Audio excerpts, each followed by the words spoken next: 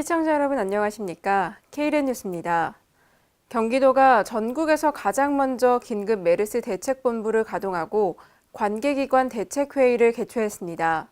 지난 9일 경기도 보건재난 담당자들과 경기도 감염병 관리지원 단장 등이 참석한 가운데 메르스 발생에 따른 조치 결과를 공유하고 분야별 대책을 점검했습니다. 현재 경기도에 거주 중인 2명의 밀접 접촉자는 자가 격리 조치된 상태이며 잠복기인 14일 동안 1일 2회 임상 증상 검사를 받게 됩니다. 경기도는 도민의 불안감을 해소하기 위해 다양한 매체로 정확한 정보를 전달할 계획입니다. 또 지역 내 의료원 응급실을 방문하는 환자 중 열병 환자를 집중 모니터링하고 있습니다. 대구시가 지난 7일 중앙정부와 스마트시티 혁신성장 동력 연구개발 추진을 위한 업무협약을 체결했습니다. 이 사업은 올해부터 오는 2022년까지 5년간 총 1,159억 원 규모의 연구비를 투입해 스마트시티 모델을 개발하고 실제 도시에 적용시키는 연구 사업입니다. 대구시는 교통, 안전, 도시 행정 분야의 연구를 통해 대중교통수단 분담률을 32.4%로 높이는 목표를 제시했습니다. 권영진 대구시장은 실증도시 연구사업을 성공적으로 추진하기 위해 최대한 지원하겠다고 밝혔습니다. 도로교통법이 개정됨에 따라 자전거 헬멧 착용이 의무화됐는데요. 이를 두고 곳곳에서 실효성의 의문을 제기하고 있습니다. 김경모 기자입니다.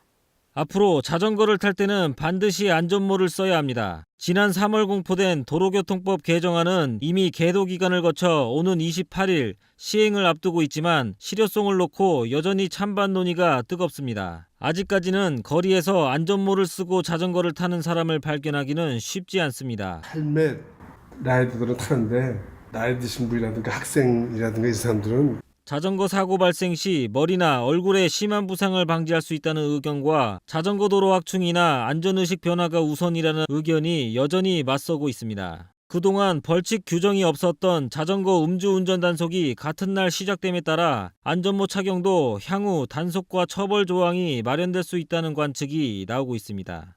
K랜 뉴스 김경모입니다. 서울시와 서울지방경찰청이 위기가정통합지원센터를 구축합니다. 위기가정통합지원센터는 발견, 신고된 위기가정에 대한 초기 상담부터 사후 관리까지 원스톱으로 전담할 예정입니다. 서울시는 성동, 광진, 동대문 등 사전 신청한 10개 자치구에서 시범 사업을 하고 성과평가를 통해 내년에는 전 자치구로 확대 시행할 계획입니다. 박원순 서울시장은 미처 발견하지 못했던 사각지대의 위기가정을 찾아 가정별로 꼭 필요한 복지 서비스를 제공할 수 있을 것이라고 밝혔습니다. 대전시가 지난 6일 대전 주민자치 토론회를 개최했습니다. 이번 토론회는 주민자치를 활성화하기 위해 시민들의 의견을 수렴하기 위해 열렸습니다.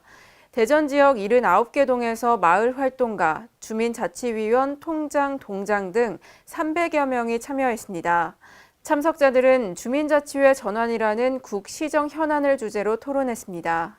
인천에서 에너지 업사이클링 사업이 최초로 추진됩니다. 에너지 업사이클링 사업은 석유화학 공장의 열원을 활용해 냉난방용 에너지를 안정적으로 공급하는 사업입니다. 이를 위해 인천시와 SK 인천석유화학, 인천종합에너지, 청라에너지가 지역 냉난방 열원 공급 협약식을 체결했습니다.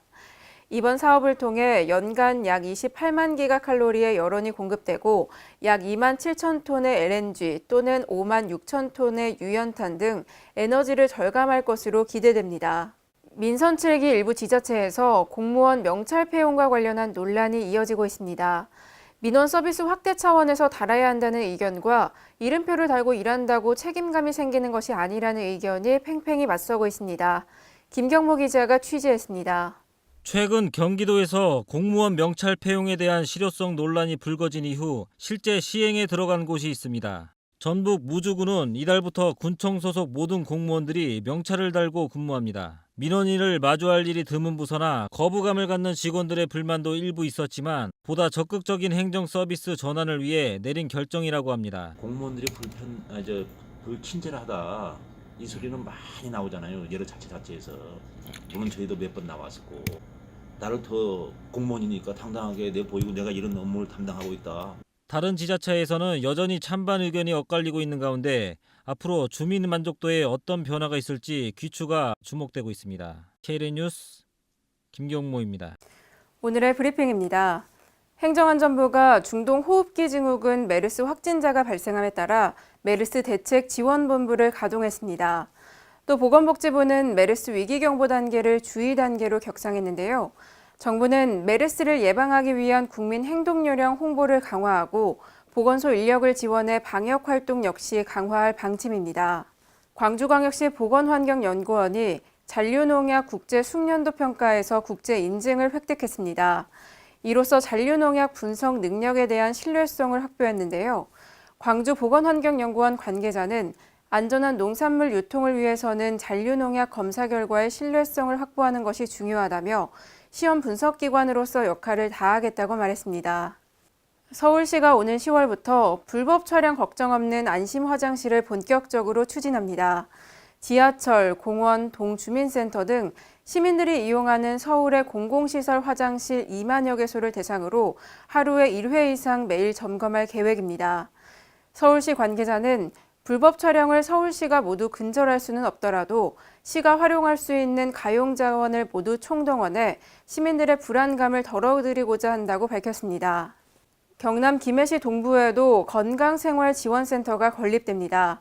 김해시는 총 사업비 25억 원을 투입해 내년 12월 준공을 목표로 동부 치매 안심센터를 증축할 예정입니다. 김해시는 이를 통해 동서지역 간 건강 불균형을 해소할 수 있을 것으로 기대하고 있습니다. 전라남도가 하천공사 현장의 체불 노임 등을 해소하기 위해 나섭니다. 임금, 장비료, 유류대 등이 추석 전까지 모두 지급되도록 대책을 마련할 계획입니다. 전라남도 관계자는 민간 현장뿐만 아니라 시군 하천공사 현장에서도 추석 전에 임금 체불이나 미수금이 없도록 지도할 계획이라고 말했습니다. 퇴직공직자 취업 제한 제도가 유명무실한 것으로 나타났습니다. 2014년 이후 이미 취업 현황을 분석한 결과 296명이 취업 제한 기관에 취직한 것으로 드러났습니다. 더불어민주당 이재정 의원은 취업 제한 제도가 허술하게 운영되고 있다며 솜방망이식 처벌이 아닌 엄격한 법 진행으로 공직기강을 되살려야 한다고 밝혔습니다.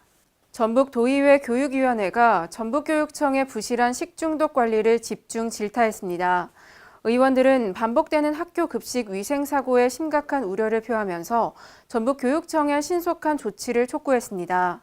또 이번 학교 급식 사고를 보면 교육청이 학교 급식을 제대로 관리하는지 의문이라며 도내 학교 급식 납품업체가 올바른 먹거리를 제공하는지 관리 감독을 더욱 철저히 해달라고 말했습니다.